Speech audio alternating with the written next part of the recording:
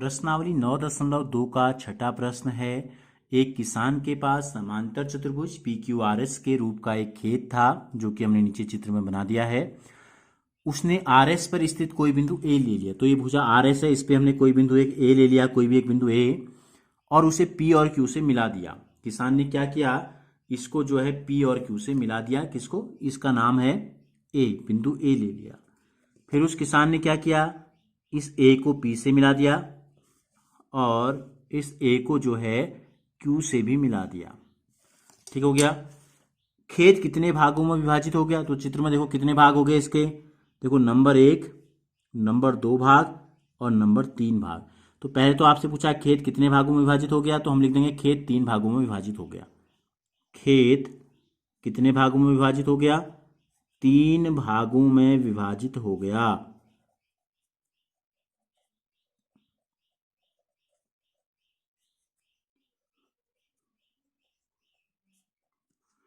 इन भागों के आकार क्या हैं? क्या हैं? तीनों क्या हैं?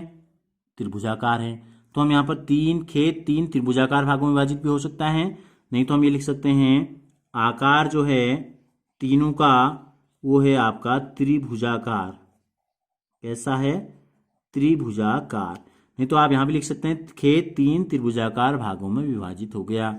इन भागों के आकार हमने बता दिए। अब वह किसान खेत में गेहूं और दालें बराबर बराबर भागों में अलग अलग बोना चाहती है। अलग अलग, तीनों भागों में अलग अलग, यानी कि किसी भी एक भाग में दाल और गेहूं को मिक्स नहीं करना है। किसी भी भाग में, जिस भाग में भी बोएंगे या तो गेहूं बोएंगे या दाल बोएंगे, तीनों में से। ठीक है। और बराबर बराबर भागों का मतलब ये है कि अगर इस पूरे खेत का क्षेत्रफल 100 वर्ग इकाई है तो 50 वर्ग इकाई में उसको दालें बोनी है और 50 वर्ग इकाई में उसको गेहूं बोने हैं। कहने का मतलब ये है पूरे खेत के आधे क्षेत्रफल में गेहूं बोना है और आधी में जो है दालें बोनी है। तो वह ऐसा कैसे करे, हमको ये बताना है। तो देखो सबसे पहले तो हमको ये पता है कि PQRS एक समांतर चतुर्भुज है। देखो PQRS एक समांतर चतुर्भुज, कैसा चतुर्भुज हमको दिया गया है? एक समांतर चतुर्भुज है। तथा PAQ एक त्रिभुज है। PAQ क्या है? एक त्रिभुज है। देखो दोनों के आधार क्या हैं? दोनों के आधार, दोनों के जो आधार हैं समान है।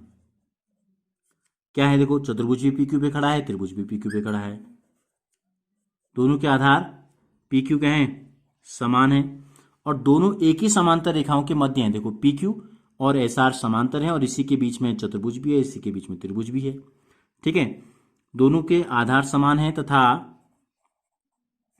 दोनों एक ही समांतर रेखाओं के मध्य स्थित हैं। दोनों जो हैं एक ही समांतर रेखाओं के मध्य स्थित हैं। तो क्या होता है ऐसी कंडीशन में?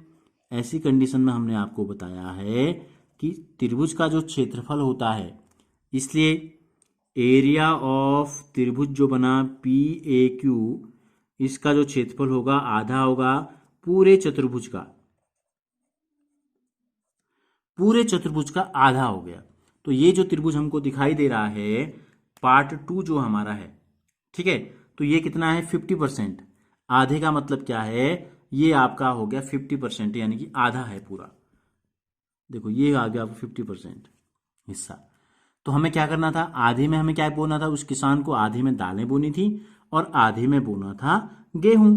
तो हमको पता चल गया कि इसका जो एरिया है त्रिभुज का पूरे का आधा है।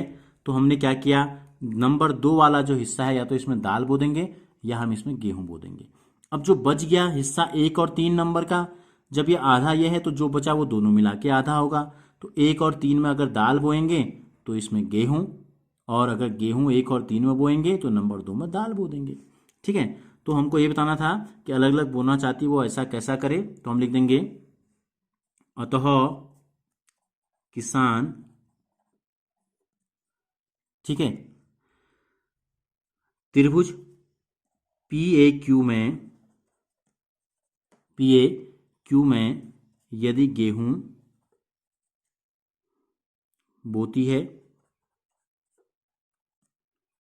तो ठीक है। त्रिभुज क्या नाम है इसका, PSA, PSA व त्रिभुज QRA, त्रिभुज QRA में दालें बोएगी। या इसका विपरीत, इसके विपरीत का मतलब क्या है, इसमें गेहूं की जगह दाल बो देगी तो इन दोनों में गेहूं बो देगी। ठीक है, तो इससे क्या होगा, बराबर बराबर भाग भी हो गए हमारे।